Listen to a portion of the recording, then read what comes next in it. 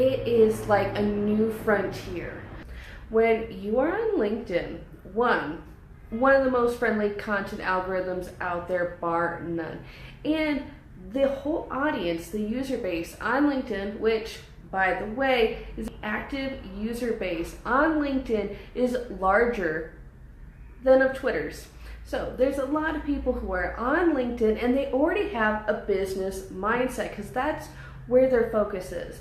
It is a social network for business. Not only is there a friendly content algorithm, so your content will be in front of the eyes you want to actually get in front of, you can also curate your audience using their people search feature so you can connect with the right people.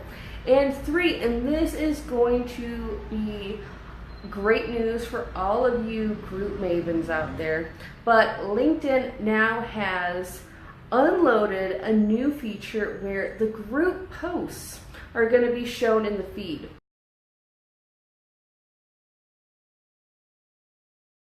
How you can really make LinkedIn a place where you're going to, one, get visible, land clients, and make money. So, solopreneurs, if you have not gotten on the LinkedIn bandwagon yet, you need to get there. Find your old password, log on in,